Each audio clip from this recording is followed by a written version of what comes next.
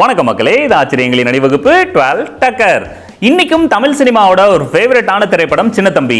Mega pastor ஹிட்டான அந்த படத்தை பத்தின 12 டக்கரான தகவல்கள் உங்களுக்காக.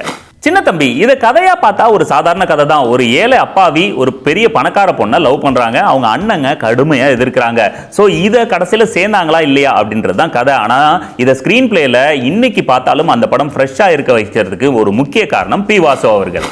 நடிகன் அப்படின்ற ஒரு மிகப்பெரிய ஹிட் கொடுத்த பி வாசு அவர்கள் அடுத்த படம் என்ன கொடுப்பாங்கன்னு எல்லாருமே எதிர்பார்த்தாங்க. ஸோ காமெடி படமா தான் இருக்கும்னு நினைச்சவங்களுக்கு ஒரு பெரிய ஷாக் கொடுத்தார் பி வாசு அவர்கள். ஒரு சென்டிமெண்ட் படத்தை சூப்பரா உருவாக்கி இருந்தாரு. இந்த சின்னத்தம்பி உருவாகிறதுக்கு ஒரு கதையே இருக்கு. வேற ஒரு ஷூட்டிங்காக ஒரு அரண்மனையை பார்க்கறதுக்கு பி வாசு அவர்கள் போயிருக்காங்க. அந்த ராஜாவும் அங்க வந்திருக்காரு. ஆனா பெண்கள் யாருமே வரல.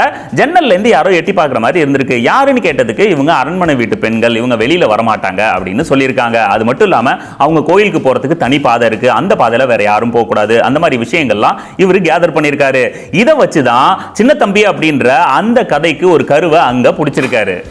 சின்னத்தம்பி படத்துக்காக ஹீரோயின் செலக்ஷன்ல நிறைய பேரை பார்த்திருக்காங்க. ஆனா பி வாசு அவர்கள் குஷ்பு தான் இதுக்கு கரெக்டா இருப்பாங்க. அதுக்கு காரணம் என்ன அப்படின்னு பாத்தீங்கன்னா, நடிகன் படத்துல இவங்க சேலை கட்டிட்டு பூ வச்சுட்டு வெக்கப்பட்டு வர மாதிரி ஒரு சீன் இருந்திருக்கு. அதை பார்த்துட்டு அதுல இம்ப்ரெஸ் ஆன பி வாசு அவர்கள் இந்த படத்துக்கு அவங்க தான் சரியா இருப்பாங்கன்னு சொல்லியிருக்காரு. நிறைய பேர் இல்ல அவங்க இந்த கதைக்கு தாங்க மாட்டாங்க அப்படின்னு சொல்லி சொன்னதும், குஷ்பு இல்லைன்னா அந்த படத்தை நான் டைரக்ட் பண்ணவே இல்லை அப்படின்ற அளவுக்கு சொல்லியிருக்காரு. அதுக்கப்புறம் குஷ்புவை வச்சு இந்த படத்தை சூப்பர் டூப்பர் ஹிட் அடிச்சு வச்சிருக்காரு. அதுக்கு முக்கிய காரணம் குஷ்பு இந்த படத்துல அவங்களோட நடிப்புன்னு சொல்லலாம். சின்னத்தம்பி படத்தோட மிகப்பெரிய சாதனைக்கு ஒரு முக்கிய காரணம் அதுல இருந்த பாடல்கள் தான். அந்த பாடல்கள் எல்லாமே பாத்தீங்கன்னா அந்த பீரியட்ல டாப் 10 லிஸ்ட்ல கண்டிப்பா இருக்கும். இதுல சாதனை என்ன அப்படின்னு பாத்தீங்கன்னா, இந்த படத்தோட பாடல்கள் எல்லாத்தையும் இளையராஜா அவர்கள் 35 நிமிஷத்துல போட்டு கொடுத்திருக்காரு. 1991 ஏப்ரல் மாசம் ரிலீஸ் ஆன சின்னத்தம்பி படம் மிகப்பெரிய ஹிட் எல்லாம் அடிச்சிருக்கு, ஹிஸ்டரியே கிரியேட் பண்ணிருக்கு. சொல்ல போனா 45 தியேட்டர்கள்ல 100 நாளுக்கு மேல ஓடி இருக்கு. அதை தாண்டி 9 தியேட்டர்ல ஒரு வருஷத்துக்கு ஓடி இருக்கு.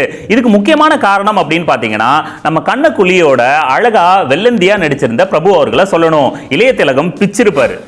சின்னத்தம்பியோட ஒரு மிகப்பெரிய சீன் அப்படின்னா, ஒரு டர்னிங் பாயிண்டா இருக்கிறது, குஷ்பு தவறி கீழே விழும்போது அந்த தாலி வெளியில வரணும். அந்த இடத்துல மியூசிக் போடாம இளையராஜா அவர்கள் விட்டு வச்சிருந்திருக்காங்க சைலண்டா.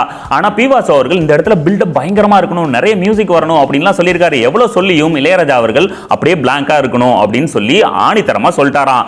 அது தியேட்டர்ல இம்பாக்ட் அதிக அளவுல கிரியேட் பண்ணிருக்கு. அந்த படத்துக்கு மிகப்பெரிய சக்சஸும் கிடைச்சிருக்கு. சின்னத்தம்பி படத்துல மிக முக்கியமான கேரக்டர் ஆச்சி மனோரமா பண்ணியிருக்காங்க. அதுல பயங்கரமான சென்டிமெண்ட்லாம் அவங்க நடிக்க வேண்டி இருந்தது. ஆனா பி வாசு அவர்களுக்கு ஒரு டவுட். இதுக்கு முந்தைய படத்துல நடிகன்ல மனோரமா அவர்கள் காமெடியா நிறைய பண்ணியிருப்பாங்க, இந்த படத்துல இவங்களால பண்ண முடியுமா அப்படின்னு யோசிச்சுட்டே இருந்திருக்காரு. ஆனா அதை எல்லாத்தையும் பிரேக் பண்ணி மனோரமா ஆச்சி சூப்பரா இதுல நடிச்சிருப்பாங்க. சின்னத்தம்பி படத்துல டெக்னீஷியன்ஸ், ஆர்டிஸ்ட் எல்லாருக்குமே நல்ல பேர் கிடைச்சது. முக்கியமா குஷ்பு அவர்களுக்கு மிகப்பெரிய பேர் கிடைச்சிருக்கு.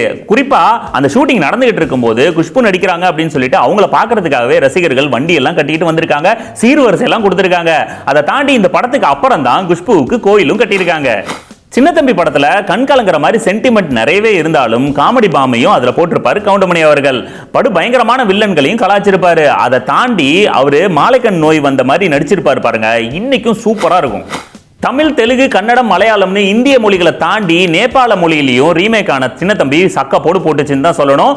இந்த சக்சஸ்க்கு அப்புறம் சிவாஜி ப்ரொடக்ஷன்ஸ்ல அடுத்ததா பி வாசு அவர்கள் மன்னன் படத்தை டைரக்ட் பண்ணியிருப்பாங்க. அந்த படத்திலையும் சின்னத்தம்பி படத்தை பார்க்க போற மாதிரி ரஜினியும் கவுண்டமணி அவர்களும் செம காமெடி பண்ணியிருப்பாங்க.